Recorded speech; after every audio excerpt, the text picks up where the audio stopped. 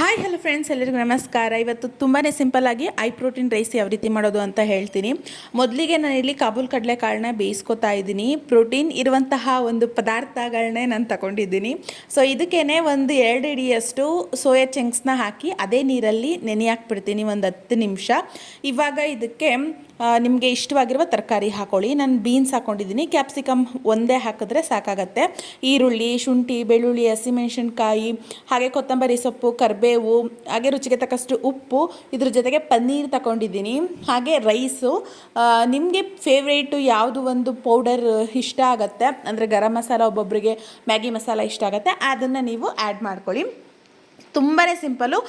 1 ಸ್ಪೂನಷ್ಟು ತುಪ್ಪನಾರು ಹಾಕ್ಕೊಳ್ಳಿ, ಎಣ್ಣೆನಾರು ಹಾಕ್ಕೊಳ್ಳಿ. ಅದಕ್ಕಾದ ನಂತರ ಶುಂಠಿ, ಬೆಳ್ಳುಳ್ಳಿ ಹೆಚ್ಕೊಂಡಿದ್ದೀನಿ ನಾನು. ಹಾಗೆ ಹಸಿಮೆಣಸಿನ್ಕಾಯಿ, ಕರಿಬೇವಿನ ಸೊಪ್ಪು ಹಾಕಿ ಫ್ರೈ ಮಾಡಿ, ನಂತರದಲ್ಲಿ ಈರುಳ್ಳಿ ಹಾಕಿ ಕೆಂಪಗಾಗೋ ತನಕ ಫ್ರೈ ಮಾಡಿ. ಸ್ವಲ್ಪ ಉಪ್ಪು ಹಾಕೊಂಡ್ರೆ ಬೇಗ ಫ್ರೈ ಆಗಿಬಿಡುತ್ತೆ.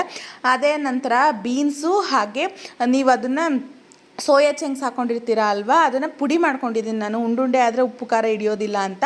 ಹಾಗೆ ಕಾಬೂಲ್ ಕಡಲೆಕಾಳು, ಪನ್ನೀರ್ನ ನಾನು ಉಪ್ಪು ಖಾರ ಹಾಕಿ ಹುರಿದು ಪುಡಿ ಮಾಡಿ ಹಾಕ್ಕೊಂಡಿದ್ದೀನಿ, ಬಾಯಿಗೆ ಸಿಗಲಿ. ಕ್ಯೂಬ್ಸ್ ಆದರೆ ಒಂದೊಂದು ಕಡೆ ಸಿಗುತ್ತೆ, ಇದಾದರೆ ಎಲ್ಲ ಕಡೆ ಸಿಗುತ್ತೆ ಅಂತ ಅಂದ್ಬಿಟ್ಟು ಇದಿಷ್ಟನ್ನು ನೀಟಾಗಿ ಸಣ್ಣುರಿಯಲ್ಲಿ ನೀವು ಫ್ರೈ ಮಾಡ್ಕೋಬೇಕು, ಉಪ್ಪು ಖಾರ ನೀಟಾಗಿ ಹಿಡಿಯೋ ಥರ.